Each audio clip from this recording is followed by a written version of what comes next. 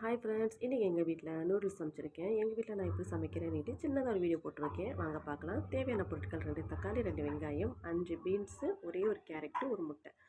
எண்ணெய் வந்து 2 ஸ்பூன் போட்டுட்டு கட் பண்ண வெங்காயத்தை அதில் போட்டுட்டு வதக்கிக்கலாம். வதக்கினதுக்கப்புறம் கொஞ்சோண்டு உப்பு வந்து சேர்த்துக்கலாம். உப்பு வந்து சேர்த்து வதக்குறதுனால வெங்காயம் சீக்கிரமாக வதங்கிடுது. அதனால தான் லைட்டாக உப்பு போட்டுக்கிறது. முட்டை சேர்க்குறதுனால நான் இஞ்சி பூண்டு பேஸ்ட்டு போட்டிருக்கேன். உங்களுக்கு முட்டை வேண்டாம் அப்படின்னா நீங்கள் இஞ்சி பூண்டு பேஸ்ட் வந்து ஸ்கிப் பண்ணிக்கோங்க. போடணும் விருப்பம் இருக்கிறவங்க போட்டுக்கலாம். அதுக்கப்புறம் வதங்கினதுக்கப்புறம் நாம் கட் பண்ணி வச்சு வெஜிடபிள்ஸ் வந்து போட்டுக்கிறோம். உங்களுக்கு இந்த கேரட் பீன்ஸ் மட்டும் தானா அப்படின்னா உங்களுக்கு என்ன வெஜிடபிள்ஸ் பிடிச்சிருக்கோ அதை நீங்கள் போட்டுக்கலாம். எங்கள் வீட்டு பசங்களுக்கு கேரட் பீன்ஸு இதுதான் போட்டேன். அதில் வந்து பட்டாணி போட்டுப்போம். வேக வச்ச பட்டாணி தான் போடணும். அதுக்கப்புறம் வந்து கேபேஜு, கேப்சிகம்மு, பொட்டேட்டோ அந்த மாதிரியும் வந்து போட்டுக்கலாம். அதுக்கப்புறம் வந்து கேரட் பீன்ஸ் போட்டதுக்கப்புறம் தக்காளியும் போட்டு நல்லா வந்து வதக்கிக்கலாம்.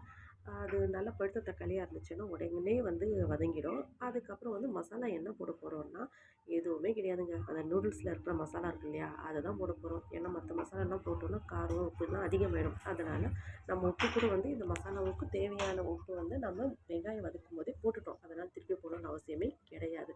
இப்போ பார்த்திங்கன்னா நல்லா தக்காளி வெங்காயம் வந்து நல்லா வதங்கிருச்சு. இது வதங்கினதுக்கப்புறம் தான் நாம் வந்து தண்ணி சேர்க்க முடியும். முன்னாடியே வந்து தண்ணி சேர்த்தோம்னா வேகாது. இப்போ பார்த்தீங்கன்னா தேவையான அளவு தண்ணி நான் வந்து 4 வந்து நூடுல்ஸ் பேக்கெட்டுக்கு நான் 2 கிளாஸ் தண்ணி வந்து ஊற்றிருக்கேன்.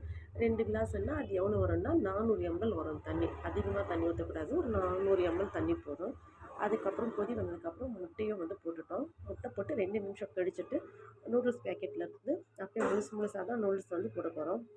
பொடிச்சு போட்டோம்னு வச்சுக்கோங்களேன், அது வந்து நல்லா இருக்காது, பசங்களுக்கும் பிடிக்காது. அது வந்து நீட்டமாக இருக்கணுமா, அது போல் தான் சாப்பிட்ணுமா. அதனால் அம்மா எங்களுக்கு இப்படி தான் செய்யணுன்னுவாங்க. அதனால் முழுசாக போட்டுட்டு அப்படியே வந்து தண்ணி வந்து இருக்குது பார்த்தீங்களா, மேலே வந்து ஒரு கரண்டி வச்சு அப்படியே அமுக்கி விடும்போது அது ஃபுல்லாக வந்து உள்ளே போயிடும். உள்ளே போனதுக்கப்புறம் அது வந்து வேக ஆரம்பிச்சிடும். இது மூடி போட்டு நீங்கள் வேக வச்சாலும் சரி, இல்லை நீங்கள் அப்படியே வேக வச்சாலும் சரி, அது உங்களுடைய விருப்பம் தான்.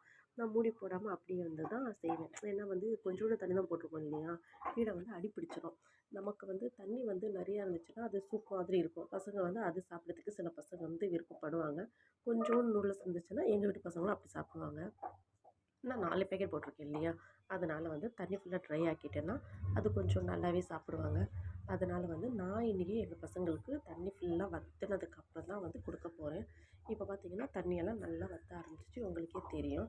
இப்போ தண்ணி வற்றிச்சான்னு பார்க்கும்போது அந்த பாத்திரத்தில் கீழே தண்ணி ஒட்டல பார்த்தீங்களா, அவ்வளோதான். தண்ணி வந்து ஒட்டலைன்னா ரெடி ஆகிடுச்சு, அவ்வளோதான். இறக்கிட வேண்டியது தான். இறக்கிட்டு அப்புறம் ஒரு தட்டில் போட்டு நம்ம வந்து அழகாக ஒரு தரம் வந்து தட்டில் எடுத்துகிட்டு சாப்பிட வேண்டியது தான்.